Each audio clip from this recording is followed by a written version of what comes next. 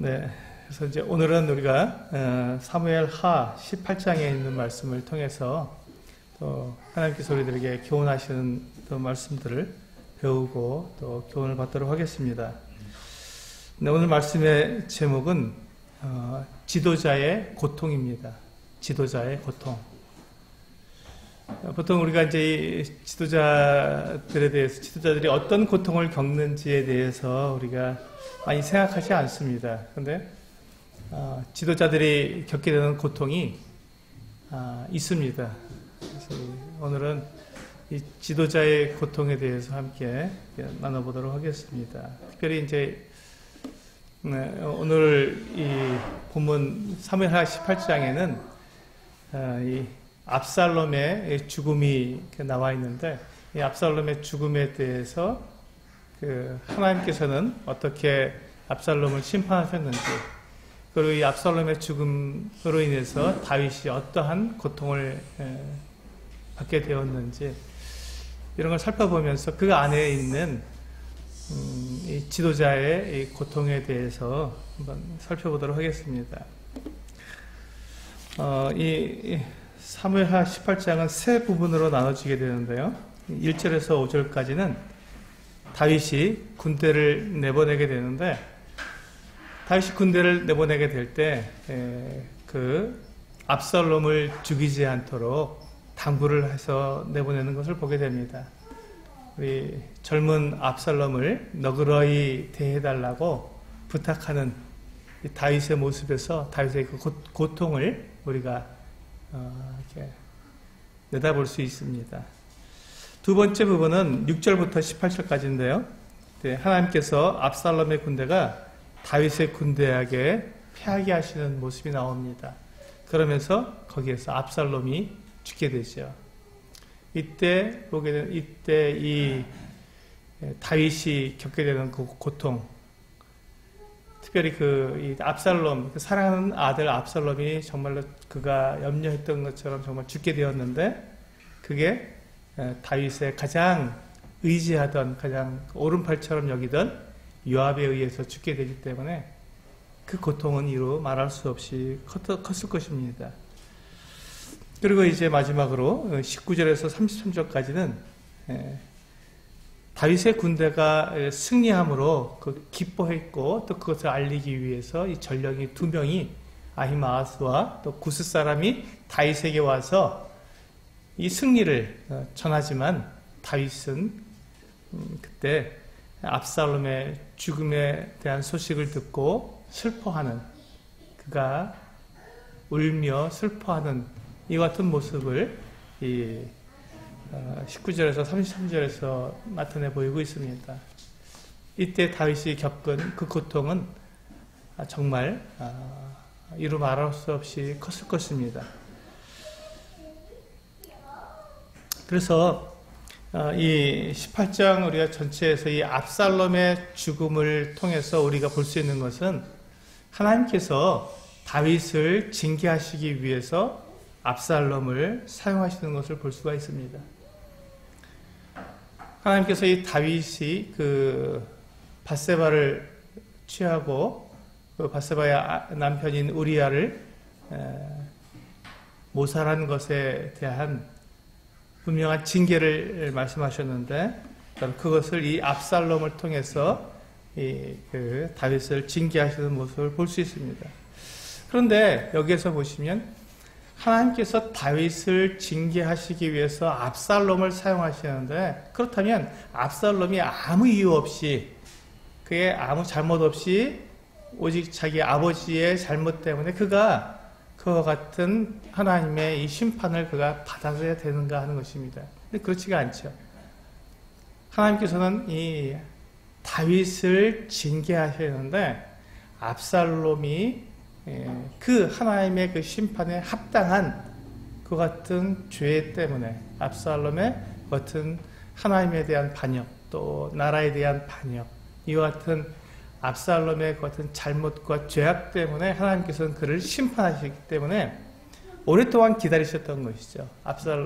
다윗이 범죄한 이후에 오랜 시간이 지나서 압살롬의 같은 죄가 가장 극대화되었을 때 그를 하나님의 그 손에 심판 가운데 그가 들어왔을지라도 그 누구도 그것에 대해서 하나님께 말할 수 없을 그 같은 때에 하나님께서 이 압살롬을 통해서 다윗을 징계하시는 것을 보게 됩니다.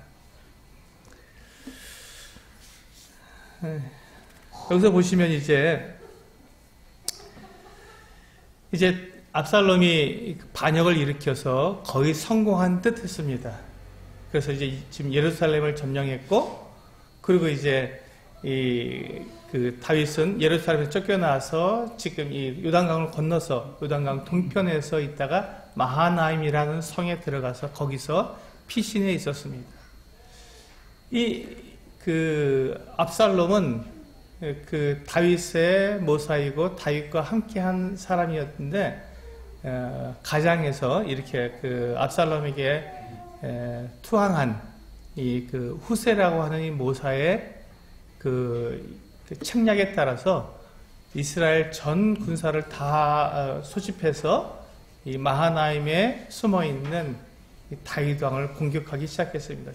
진영을 펼치고 공격을 나오기 시작했습니다. 그렇기 때문에 이제 다윗은 이 압살롬의 군대와 전쟁을 할 수밖에 없는 것이죠. 그 반역자들의 그 같은 자들을 이 다윗은 진압할 수밖에 없었습니다. 그래서 지금 다윗이 지금 다윗의 군대 장관인 요압, 그리고 요압의 동생인 아비새, 그리고 이제 그 가드 사람 누구죠? 이름이 좀 이때 이 세 사람을 이제 그 수령으로 삼아서 이제 군대 지휘관으로 삼아서 각 사람에게 군대를 셋으로 나누어서 맡깁니다. 이렇게 하는 경우, 이렇게 그 군대를 이렇게 셋으로 나누어서 이렇게 공격하는, 전쟁을 하는 경우는, 대군에게 큰 군대가 왔을 때 그보다 규모가 작은 군대가 사용하고 있는 병법입니다. 이렇게 큰 군대하고 동일하게 적은 수의 군대가 맞전쟁을 하게 되면 당연히 지니까 나누어서 이렇게 여러 측면에서 공격함으로써 이렇게 그 대군이지만 거기서 큰 피해를 주고 이렇게 전쟁할 수 있는 그 같은 상황을 만들기 위해서 쓰는 병법인데, 그러니까 지금 다윗은 이 압살롬의 군대에 대해서 그가 가지고 있는 가장 최고의 병법을 사용해서 압살롬의 군대를 진압하길 원했던 것입니다. 왜냐하면 다윗은 알았습니다. 다윗은 지금 이 압살롬이 반역을 했지만 그것이 하나님의 손에 의해서 그것이 압살롬이 왕이 될 수 있는 그 같은 조건이 아니었기 때문에 하나님께서는 이 지금 압살롬이 반역한 것에 대해서 그가 오래 갈 것이라고 생각하지 않았고, 그래서 지금 이 전쟁, 지금 이와 같은 전쟁을 통해서 당연히 다윗의 군대가 이 압살롬의 군대를 무찌를 것을, 승리할 것을 알고 있었습니다. 그렇기 때문에 그는 자기 휘하의 군대를 이렇게 전쟁에 내보내면서 그들에게 당부한 것이죠.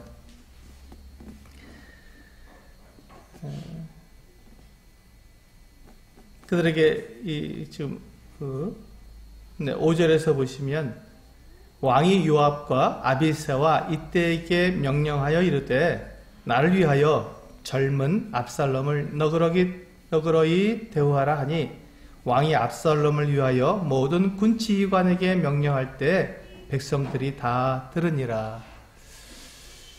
지금 이 다윗은 자기의 이 장군들이 나와서 전쟁을 펼치면 압살롬을 이길 것을 알았기 때문에 그때 압살롬을 죽이지 않도록 그렇게 당부를 한 것이죠. 그래서 사실은 다윗이 그래서 자기가 나가려고 하고 직접 출전하려고 한 것입니다. 전쟁에 나아가려고. 그리고 자기가 압살롬을 보호해주고 싶었던 것이죠. 직접 나아가서 압살롬을 잡게 되었을 때 그걸 죽이지 않고 그걸 살리려고 나도 반드시 나가가겠다 하고 이렇게 얘기했는데, 이때 그 다윗의 나이가 최소한 55세가 넘었습니다. 왜냐하면 지금 이 압살롬이 태어날 때가 다윗이 약 30세쯤에 지금 유다에서 왕이 되었을 때 그 다윗이 이 압살롬이 태어났기 때문에 30세쯤 이 압살롬이 태어났습니다. 그리고 지금 이 압살롬은 결혼을 해서 아들 셋과 딸 하나를 두었습니다. 그렇기 때문에 그 정도면 나이가 최소한 25은 넘어야 했고 아마 60세쯤 되지 않았을까 하는 것이 일반적인 생각입니다. 그러니까 이제 그 당시에 60세 정도의 왕이면 이미 늙었죠. 그래서 전쟁에 나아가기는 너무 늙은 나이이기 때문에 그 백성들이 만류했습니다. 안 된다. 나가지 못합니다 하고 만류했습니다. 지금 다윗이 나아가서 자기의 그 다윗의 생각에는 이 압살롬을 보호해주고 싶었지만 자기가 그것을 고집할 수 있는, 나아가겠다고 고집할 수 있는 그런 상황이 아니었기 때문에 백성들의 만류에 따라서 전쟁에 나아가지 않고 군대만 보내게 되었습니다.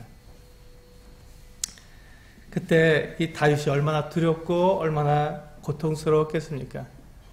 혹시 이 싸움을 통해서 만약에 압살롬이 죽는다면 그럴 수도 있을 텐데 압살롬이 죽을 수도 있을 텐데 하면서 이 다윗이 얼마나 염려하고 또 두려워하고 또 고통스러워했는지 우리는 그 뒤 장면들을 보면서 그것을 우리가 분명히 충분히 우리가 그것을 이렇게 느낄 수가 있을 것입니다. 두 번째 부분인 6절부터 18절까지에서 보게 되면 이때 이제 압살롬의 군대가 다윗의 군대에 패하게 됩니다. 근데 특별히 이제 6절부터 8절까지에서 내용에서 보시면 이에 백성이 이스라엘을 치러 들러 나가서 에브라임 수풀에서 싸우더니 거기서 이스라엘 백성이 다윗의 부하들에게 패하매 그날 그곳에서 전사자가 많아 2만 명에 이르렀고 2만 명이나 죽었습니다. 압살롬의 군대가. 그래서 8절 그 땅에서 사면으로 퍼져 싸웠으므로 그날에 수풀에서 죽은 자가 칼에 죽은 자보다 많았더라. 이 수풀에서 죽은 자와 칼에 죽은 자를 지금 나누고 있는데 칼에 죽은 자는 당연히 전쟁을 통해서 싸워서 그 패해서 죽은 사람을 말하는 것이고 수풀에서 죽은 사람들은 그 이스라엘의 지형상 이렇게 그 절벽 같은 이 낭떠러지 이런 것들이 많았습니다. 그리고 늪도 있었고요. 또 이렇게 좁다란 협곡이 있는데 협곡에 들어가게 되면 빠져나올 수 없어서 이렇게 거기에 갇혀서 죽게 되는 이와 같은 경우들도 있습니다. 그래서 이 지금 수풀에서 죽은 자가 더 많았다고 하는 것은 그러니까 지금 이 이스라엘 지형상 그것이 위험하고 또 이렇게 그 낭떠러지 같은 벼랑 같은 것이 많았기 때문에 거기서 죽을 수 있었는데 근데 가만히 보면요. 지금 이 다윗의 군대나 이 압살롬의 군대가 다 이스라엘 백성들이었어요.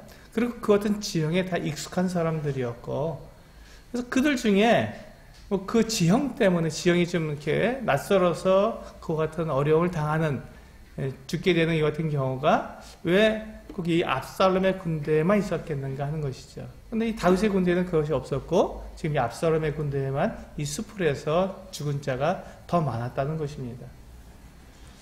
이것을 봤을 때 우리는 이 싸움은 사람들의 싸움이 아니라 하나님께서 지금 이와 같은 것들을 이끄시고 계신 것을 우리는 알 수 있는 것이죠. 지금 이 압살롬의 군대가 그 수풀에서 죽은 자가 더 많다는 것은 하나님께서 그들을 지금 다루고 계시고 그 일에 하나님께서 개입해 계시다는 것을 우리는 거기서 충분히 알 수 있는 것입니다. 그리고 또한 우리 9절에 보시면 아주 가장 핵심적인 장면이죠. 압살롬이 다윗의 부하들과 마주치니라. 압살롬이 노새를 탔는데 그 노새가 큰 상수리나무 번성한 가지 아래로 지날 때 압살롬의 머리가 그 상수리나무에 걸림에 그가 공중과 그 땅 사이에 달리고 그가 탔던 노새는 그 아래로 빠져나간지라. 그러니까 우리가 이 장면을 상상할 수 있죠. 이 상수리 나무 가지가 굉장히 많은 큰 나무였습니다. 근데 그 밑으로 도망치면서 갔는데, 노새를 타고 갔는데, 당나귀 같은 것이죠. 타고 가다가 그만 이 압살롬이 그렇게 자랑하고 그렇게 자기를 이렇게 멋지게 드러내주던 그 긴 머리가 그만 그 나무까지 걸려버린 것입니다. 그래갖고는 대롱대롱 매달린 거예요. 노새는 빠져나가고 거기에 달려서 머리카락 때문에 이렇게 달려버린 것이죠. 근데 지금 여기서 보시면 이 압살롬이 누구냐면 압살롬은 장수예요. 용사입니다. 싸움을 잘하는 사람이에요. 이런 용사가 가지고 있는 특징은 무엇이냐면요. 자기의 그 약점과 단점을 늘 보완하기 위해서 연습하는 사람, 훈련하는 사람이라는 것입니다. 싸움을 할 때, 전쟁할 때 상대방에게 내 약점이 드러나면 안 되기 때문에 그것을 잘 보완하기 위해서 훈련하는 사람이에요. 계속해서 훈련하는 사람입니다. 그렇지 않고는 싸움에서 이길 수 없기 때문에 그렇습니다. 그런 그가 그의 긴 머리에 대해서 얼마든지 그는 잘 관리할 수 있었고 또 그 나무 아래로 지나갈 때 그것을 이렇게 통제할 수 있는 그런 훈련을 한 사람입니다. 근데 그의 그 긴 머리, 그게 자랑거리였고 그가 뽐내던 그 같은 긴 머리가 그 나무에 걸려서 그가 대롱대롱 매달렸다는 것은 하나님께서 그에게 이같이 역사하지 않고서는 쉽게 일어날 수 없는 일이라는 것입니다. 그러므로 지금 이 압살롬에 대한 하나님의 이 심판이 시작된 것이죠. 그가 반역하고 스스로 왕이 된 이 악한 일에 대해서 하나님께서 이 압살롬을 심판하신 것입니다. 그랬을 때 이제 요압의 그것을 본 요압의 군사들이 요압에게 와서 말합니다. 우리가 보니 지금 이 압살롬이 그 상수리 나무에 걸려서 대롱대롱 매달려 있습니다. 그러자 이 요압이 그 이야기를 듣고는 작은 창 셋을 가지고 가서 요압의 심장을 찔러버립니다. 그리고는 요압과 함께 온 요압의 무기를 든 자들 10명이 그 압살롬을 죽이게 되지요. 근데 사실 압살롬은 이 요압이 죽이지 않았어도 죽을 수밖에 없었습니다. 한번 생각해 보시기 바랍니다. 이게 그 머리가 갑자기 나무에 딱 걸려서 노새가 빠져나가고 탁 떨어졌을 때 그 고통과 그 괴로움은 이게 안면 피부가 다 벗겨지는 거니까요. 그건 굉장히 고통스러운 일입니다. 요압이 그를 죽인 것이 어쩌면 요압의 입장에서는 그를 도와준 것일 수도 있어요. 이렇게 안락사를 시킨 것일 수도 있습니다. 그만큼 고통스럽고 이게 그냥 그렇게 고통스럽지 않은 것이었으면 얼마든지 이 압살롬이 자기 칼로다가 머리를 잘라내고 이렇게 내려올 수도 있었지만 그렇게 할 수 없는 상황이죠. 너무 고통스러운 상황이고 이건 끔찍한 일입니다. 그렇기 때문에 지금 이 압살롬이 죽어가고 있는 그 모습을 보고는 이 요압이 바로 이 압살롬을 죽이게 된 것입니다. 우리가 이러한 모습을 볼 때 정말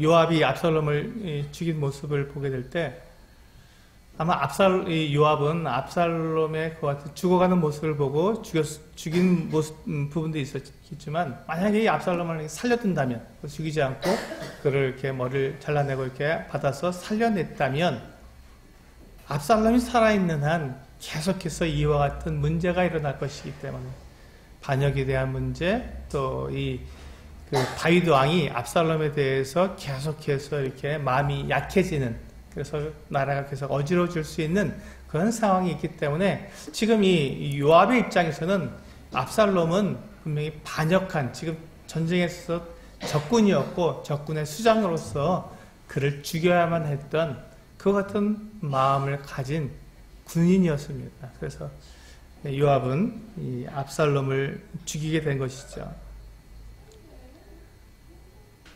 그런데 여기서 이제 다윗의 입장을 한번 생각해 보면 좋겠습니다. 다윗이 이 소식을 듣게 되었을 때 다윗은 얼마나 마음이 괴로웠을까 하는 것입니다. 지금 이 요압은 이 다윗의 군대 장관입니다. 이 다윗이 가장 의지하고 있는 그 같은 장군이었죠. 뿐만 아니라 이 요압은 다윗과 함께 정말 그 젊어서부터 계속 다윗을 지켜주고 헌신해 왔던 정말 훌륭한 다윗의 동지였습니다.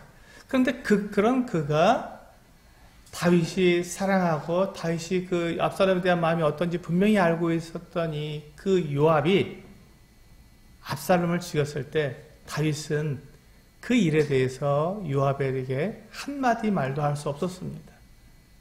한마디 말도 할 수 없었죠. 왜냐하면 요압은 만약에 다윗이 요압에 대해서 말을 하고 거기에 대해서 어떤 징계를 하려고 했다면 왜냐하면 다윗이 말한 명령에 대해서 불복했기 때문에 그렇게 했다면 나라가 굉장히 큰 혼란에 빠졌을 것이고 다윗은 그것보다는 그렇게 나라가 혼란스러워지기보다는 나라의 안정을 위해서 자기의 고통을 참았던 것이죠. 지금 요압이 자기가 그렇게 사랑하는 아들 압살롬을 죽였지만 그에 대해서 단 한마디도 할 수 없고 하지 않았던 그 같은 모습을 보게 됩니다.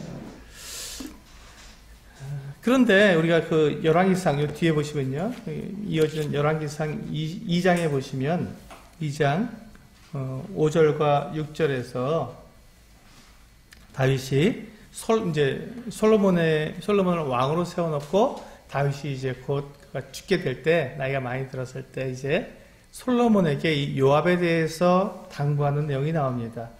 열왕기상 2장 5절과 6절입니다. 수르야의 아들 요압이 내게 행한 일, 곧 이스라엘 군대의 두 사령관 넬의 아들 아브넬과 예델의 아들 아마사에게 행한 일을 내가 알거니와 그가 그들을 죽여 태평시대에 전쟁의 피를 흘리고 전쟁의 피를 자기의 허리에 띤 띠와 발에 신은 신에 묻혔으니 내 지혜대로 행하여 그의 백발이 평안히 수월에 내려가지 못하게 하라. 지금 다윗은 이 요압의 이와 같은 악행에 대해서 잘 알고 있었습니다. 그 아브넬과 아마사에게 행한 그 같은 일을 잘 알고 있었기 때문에 그에 대해서 이 다윗은 계속 마음에 짐을 가지고 있었죠. 그러나 그가 그러한 가운데에서도 그 요압에 대해서 그가 어떤 좋지 않은 불평이라든지 불만이라든지 아니면 그에 대해서 어떤 징벌을 하게 되었을 때 그때 이 나라에 오게 될 그 같은 치명적인 어려움 때문에 이 왕인 이 다윗은 그것을 나타낼 수도 없었고 표현할 수도 없었고 그것을 마음속에 간직한 채로 고통 가운데 있었던 것이죠. 거기다 더해서 지금 이 자기 아들 압살롬을 죽인 장본인 아닙니까? 그 고통. 그가 지금 이 다윗이 그와 같은 것들을 생각할 때마다, 압살롬을 생각할 때마다 떠오르는 그 같은 이 마음의 그 고통을 정말 견디기 어려웠을 것입니다. 그럼에도 불구하고 다윗은 왕이고 다윗은 지도자였기 때문에 그 고통을 참아내야만 했었던 것이죠. 그것을 표현할 수 없었고 폭발시킬 수 없었던 것입니다. 그리고 이제 그 뒤에 보시면요, 이 열왕기상 2장 뒤에 보시면 28절에서 35절에 보시면 이제 이 요압이 이 다윗의 아들 중에 또한 그 아도니아가 스스로 또 왕이 되었는데 그 요압이 그 아도니아의 편이 됩니다. 그래서 이제 솔로몬이 왕이 되어서 이 아도니아를 이제 폐위하고 이제 그 요압을 그가 처형시키게 됩니다. 요압이 이제 무서워서 이제 그 하나님의 전에 들어가게 되는데 거기에서 이 요압이 처형을 당하게 되죠. 그러니까 죄가 없는 자가 아니라 무죄한 자가 아니었기 때문에 하나님의 전에서도 그가 죽임을 당하게 된 것입니다. 이와 같이 볼 때 그 다윗이 요압에 대해서 가졌던 그 고통은 이루 말할 수 없이 큰 고통이었을 것입니다. 그러나 이 다윗은 그 고통을 참아야 했고 견뎌야 했고 끝까지 그가 그것을 마음속에만 묻어야만 했었던 것입니다. 그것이 바로 지도자의 고통입니다. 자기의 그 같은 그 개인적인 어떤 아픔마저도 다 표현할 수 없는 것이 지도자의 고통이죠. 그것이 이제 우리 본문에 돌아와 보시면 19절에서 33절의 마지막 부분이죠. 18장의 마지막 부분에 보시면 이 다윗의 군대가 승리를 기뻐하지만 다윗은 압살롬의 죽음에 대해서 슬퍼할 수밖에 없었습니다.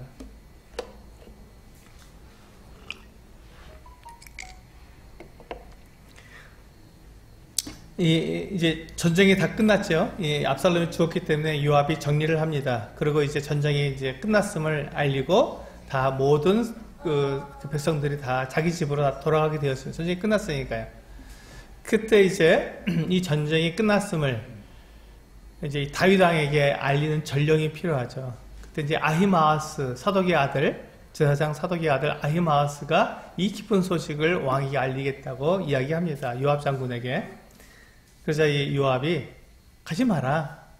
가서 네가 이것을 말한다고 해서 지금 이 왕에게 상을 받을 수 있는 것이 아니다. 왜냐하면 왕자가 죽었기 때문에, 왕의 아들이 죽었기 때문에 이것은 좋은 소식이 될 수가 없는 것이다 라고 이야기하면서 가지 말라고 합니다. 그러면서 이제 이 구스 사람이라는 것은 에티오피아 이쪽 그 아프리카죠. 그러니까 이집트 근처에 있는 나라에 보통 이게 종으로 이렇게 노예로 이렇게 데리고 오는데 그 구스 사람을 이제 전령으로 보내게 됩니다. 근데 이 아히마아스가 계속해서 이 왕에게 이 승리의 소식을 전하고 싶다고 하니까 아히마아스도 보내게 되는데 아히마아스가 아마 달리기가 굉장히 빨랐던 것 같아요. 아히마아스가 이제 먼저 구스 사람보다 더 앞질러 와서 이 왕에게 보고를 합니다. 근데 이 아히마아스가 지금 이 전쟁에 승리한 것을 보고하지만 그때 다윗 왕의 반응은요. 29절입니다. 29절에 보시면 18장 29절에 보시면 왕이 이르되 젊은 압살롬은 잘 있느냐 하니라. 이 다윗 왕의 마음은 전쟁에 이기고 지고에는 별로 관심이 없었어요. 왜냐하면 지금 그 전쟁에서 이겨도 좋지만 이기게 되면 압살롬이 죽을 수밖에 없는 그 같은 상황이 있기 때문에 그거에 마음이 있었던 것입니다. 그래서 지금 처음부터 이 군대를 보내게 될 때에도 젊은 압살롬에게 너그러이 대해달라고 그렇게 부탁했는데 지금 전쟁에 승리했다고 하니 제일 먼저 들어온 생각은 내 아들 압살롬이 잘 있는가, 죽지 않고 살아있는가 하는 것이 가장 궁금했던 것이죠. 우리는 여기에서 다윗의 이 고통을 볼 수 있는 것입니다. 비록 반역을 했지만 그러나 그 압살롬은 여전히 다윗의 사랑하는 아들이었고 다윗의 마음 가운데 그에 대한 이 연민이 있는 그 어떤 아들이었기에 그의 생사 여부가 더 중요해서 젊은 압살롬은 잘 있느냐라고 물었던 것이죠. 그래서 아히마아스가 그 대답을 할 수가 없었습니다. 잘 모르겠습니다라고 대답하자 그러면 잠깐 기다리라 여기 서 있어라 하고 서게 만들고 그 다음에 구스 사람이 왔습니다. 구스 사람이 이제 동일하게 그 전쟁에 승리한 것을 보고하게 되죠. 이 구스 사람이 보고했을 때에도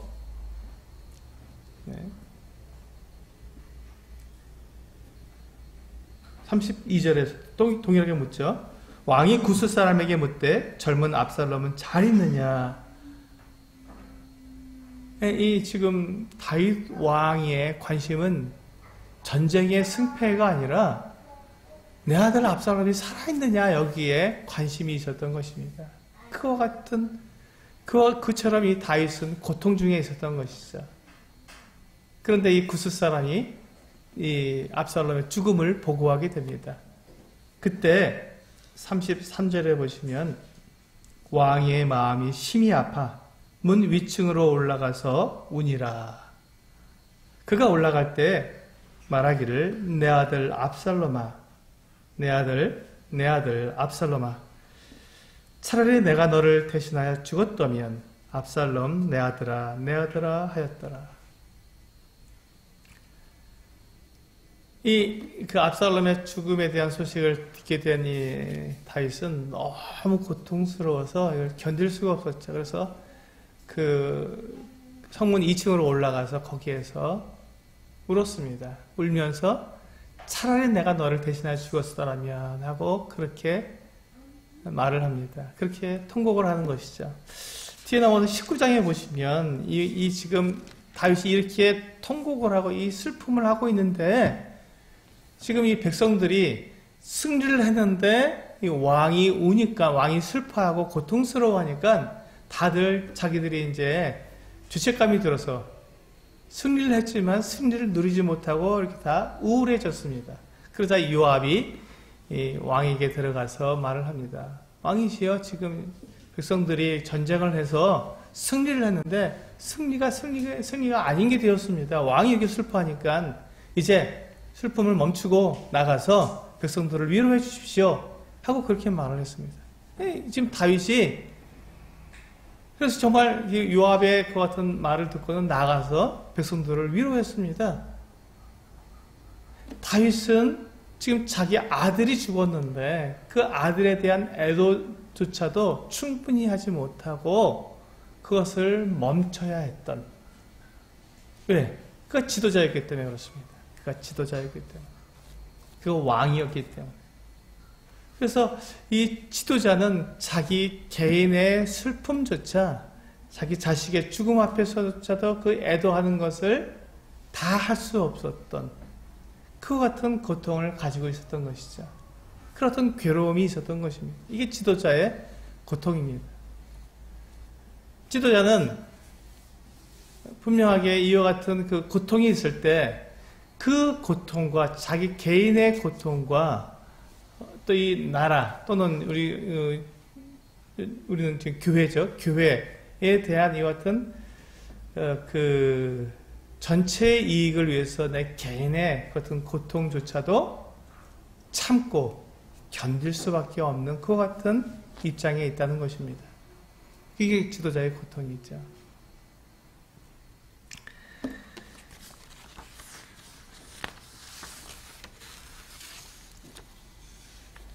그런데 왜 하나님께서는 이런 고통을 허락하시는 것일까요?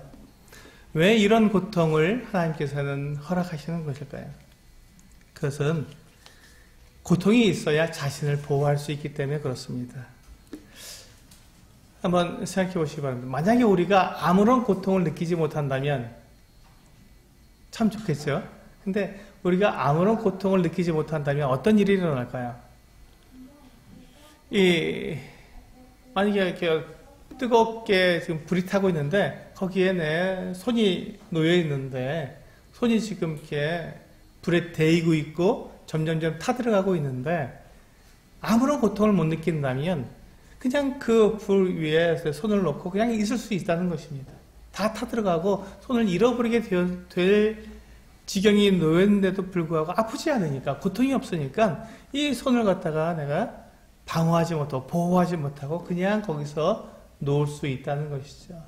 그래서 이 한센병이라고 그러죠. 우리 뭐 나병, 또 문둥병이라고 말을 하는데 그분들은 이 고통의 감각이 없습니다. 이 피부에 어떤 고통을 받지 않기 때문에 그와 같은 일들이라는 거예요. 그래서 지금 그 많은 과학자들이 고통을 느끼게 하는 그와 같은 그 신경망을 만들어서 그 한센병 환자들에게 이렇게 넣어주는 일을 합니다. 그게 있어야만 자기를 보호할 수 있으니까. 그 감각이 없는, 고통을 느끼지 못하는 그 사람들에게 고통을 느끼도록 그와 같은 장치를 마련해주고 있는 것이죠. 하나님께서 사람을 지으실 때 정말 온몸 구석구석에다가 고통을 느낄 수 있는 그 신경망을 만들어서 다 완전히 싹 깔아주셨습니다. 그래서 우리가 이 아주 작은 불편함, 제가 신발을 신었는데 거기에 조그만 티가 들어있었던 거예요. 그게 자꾸 제 그 발을 갖다가 이렇게 걸치적걸치적 하니까 이게 불편한 거예요. 그러다 보니까 제가 이제 얼른 신발을 벗고 보니까 요만한 자그만한 티가 들어있었는데 그게 저를 괴롭히니까 얼른 그걸 털어버리니까 그다음부터는 편해졌습니다. 그 작은 티를 그대로 두었다면, 내가 고통을 못 느껴서 그대로 뒀다면 그것이 계속해서 제 살을 갖다가 파고 들어왔을 것이고 골마서 큰 어려움을 겪게 만들었을 것입니다. 근데 그것이 톡톡톡 건드리니까 불편한 거예요. 신경 쓰이고 아픈 것이죠. 그래서 그 신발을 벗고 보니까 내가 그것을 제거할 수 있게 되는 것입니다. 그렇게 함으로써 우리가 내 몸을 보호하는 것처럼 이 고통의 문제는 나를 보호할 수 있게 해주시는 것이죠. 이 고통의 문제가 나를 보호해 준다는 것입니다. 하나님께서 왜 우리가 이 같은 고통을 당하게 하셨냐면, 만약에 우리가 죄를 지음으로써 하나님으로부터 이렇게 멀어졌는데, 그 하나님으로부터 멀어져 있는 것에 대한 고통을 내가 느끼지 못하게 된다면 더욱더 하나님으로부터 멀어져서 더욱더 고통 가운데 있음에도 불구하고 그것을 알지 못하기 때문에 그렇게 하나님으로부터 완전히 떨어져서 살아갈 수도 있다는 것입니다. 그렇게 됐을 때 그 결과는 무엇일까요? 하나님의 엄밀한 심판만 기다리고 있는 것입니다.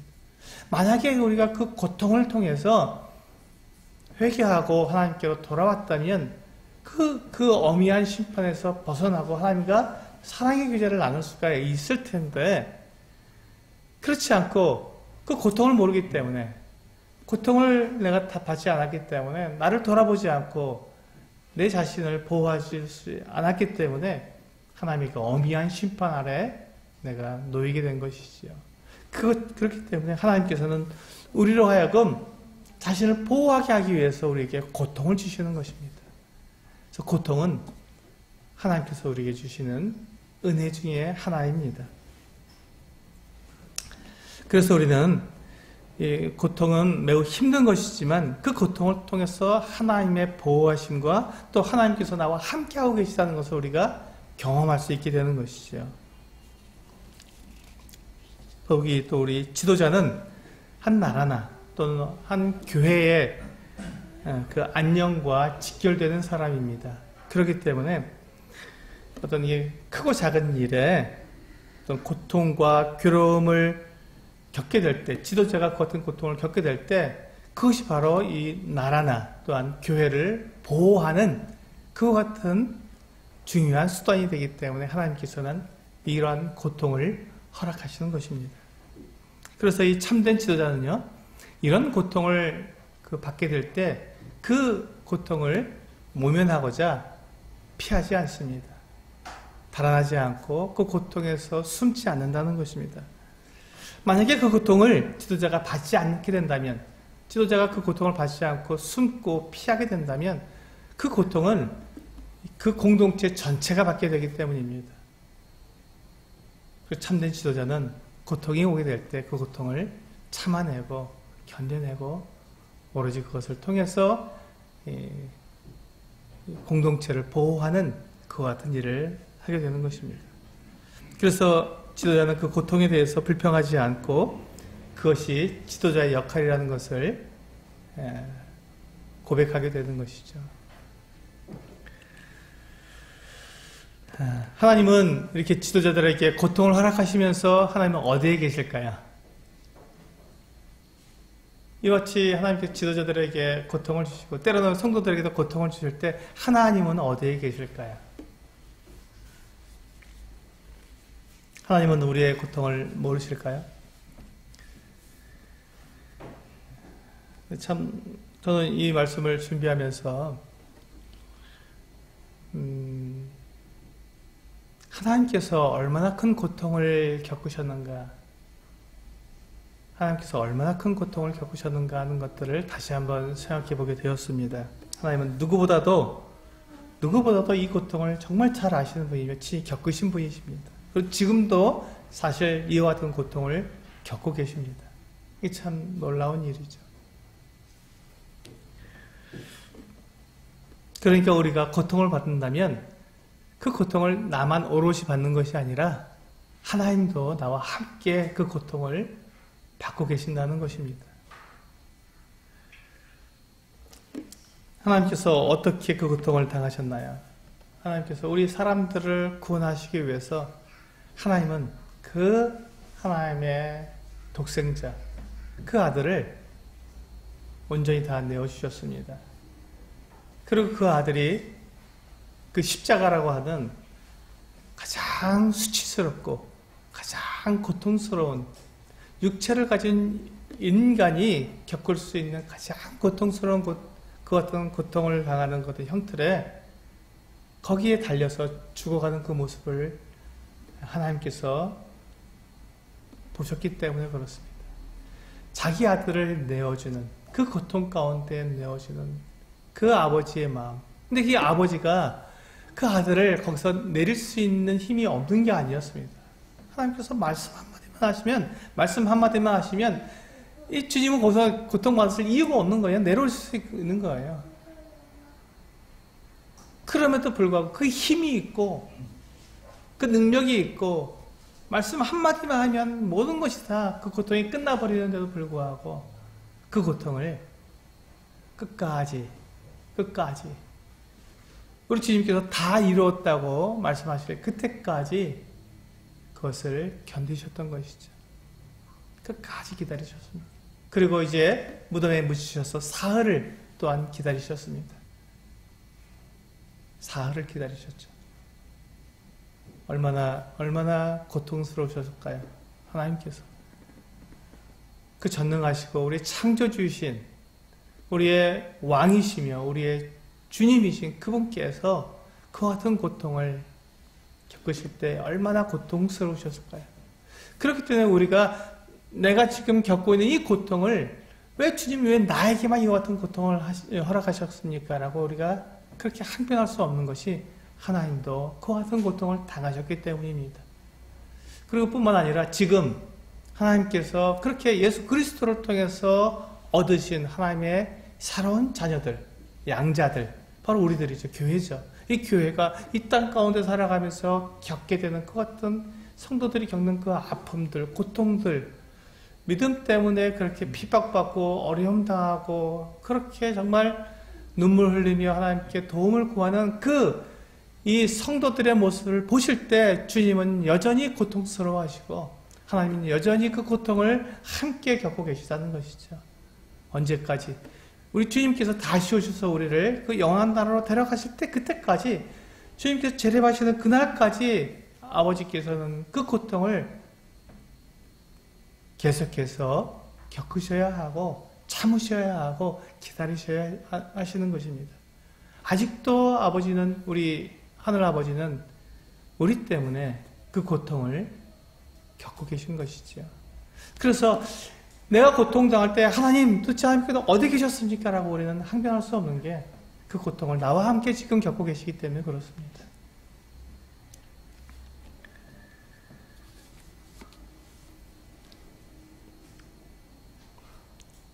참 하나님께서는 우리가 그 고통을 당할 때 그 고통을 우리에게서 제해 주시지 않습니다. 왜냐하면 그렇게 우리가 그 고통을 당하면서 우리가 끝까지 인내하는 그것을 통해서 우리의 믿음을 드러낼 수 있게 해주기 때문에 그렇습니다. 우리가 그 고난을 다 겪고 나서 우리가 그것에 믿음으로 그와 같은 것들을 우리가 승리하게 되었을 때 하나님께서는 거기에 대해서 우리에게 합당한 영광을 주시기 위해서 기다리고 계시는 것이죠.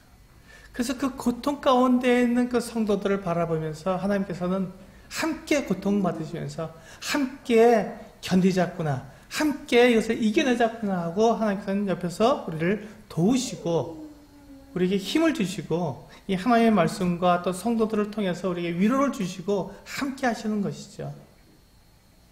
그래서 그것이 끝나면 그 고난의 기간이 끝나면 하나님께서 우리에게 그에 합당한 영광을 주시는 것입니다.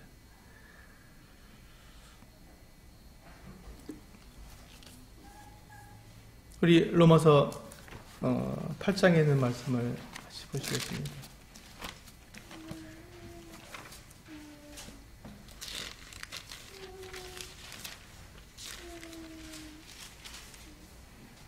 (17절과) (18절입니다) 로마서 8장 17절과 18절 같이 읽어보실까요? 시작. 자녀이면 또한 상속자 곧 하나님의 상속자요 그리스도와 함께한 상속자니 우리가 그와 함께 영광을 받기 위하여 고난도 함께 받아야 할 것이니라. 생각하건대 현재의 고난은 장차 우리에게 나타날 영광과 비교할 수 없도다. 그렇습니다. 하나님께서 우리에게 지금 이 고통을 견디라고 하시는 이유가, 이 괴로움을 우리가 이겨내라고 하시는 이유가 바로 이 영광 때문에 그렇습니다. 하나님께서 이렇게 주실 이 놀랍고 정말 이 크고 우리가 감당할 수 없을 만큼 이 놀라운 이 크신 영광을 우리에게 주시기 위해서, 그래서 그 영광 가운데 우리가 하나님과 함께 영원히 거하기 위해서 하나님께서는 우리에게 이 고난, 이 고통, 이 어려움을 견디자꾸나. 나도 그 고통을 겪었다라고 우리에게 말씀해 주시는 것이죠. 내가 이 영광을 너와 함께 누리기 위해서 나도 그 고난을 내가 견디었으니 우리 함께 그것을 견디자꾸나 하고 우리에게 말씀해 주시는 것입니다. 우리 마지막으로 히브리서 13장 말씀을 보시겠습니다.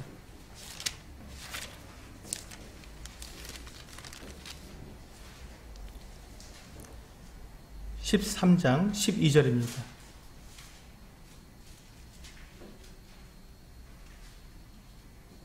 히브리서 13장 12절 같이 읽겠습니다. 시작.